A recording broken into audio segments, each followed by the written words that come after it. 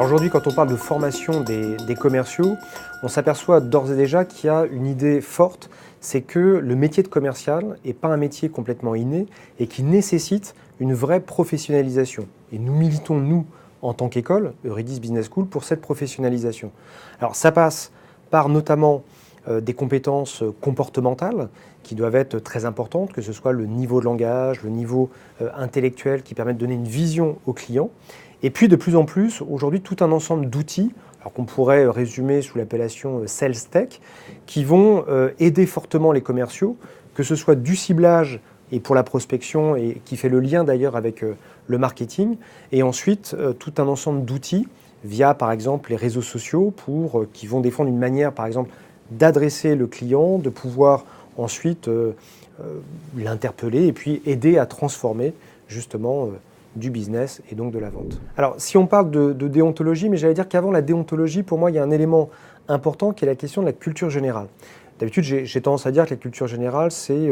ce qui nous reste quand on a tout oublié. Et c'est très important pour les commerciaux puisque, en fait, il y a des techniques qui ont été apprises il y a 5 ans qui vont être obsolètes. Par contre, la culture, c'est ce qui va rester et qui va donner un cadre de pensée au commercial et qui va lui permettre d'avoir ce qu'on appelle des insights, par exemple, une capacité à aller trouver des accroches, une capacité à trouver des enjeux pour le client. Mais à travers ça, nous militons également pour une vraie éthique de la vente. Alors, on espère que la culture générale aussi prolonge en quelque sorte cette éthique, parce qu'il nous semble que faire des coups, c'est toujours du court terme, et qu'une vente éthique, elle installe la relation durablement, et c'est celle qui va permettre de pouvoir foisonner ensuite, et de pouvoir faire un business qu'on pourrait appeler durable. Aujourd'hui, si on veut modifier l'image, notamment des vendeurs, et notamment en Europe et plutôt dans les pays,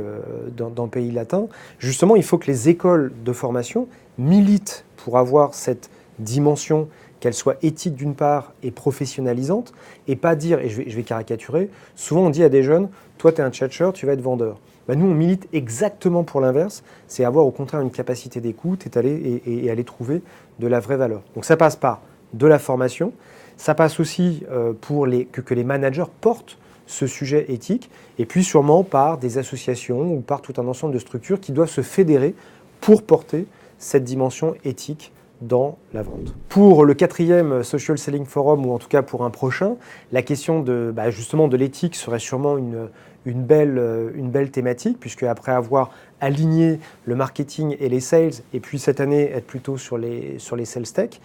d'avoir ce prolongement final pour donner un vrai cadre du coup à l'activité de la vente et à l'activité commerciale.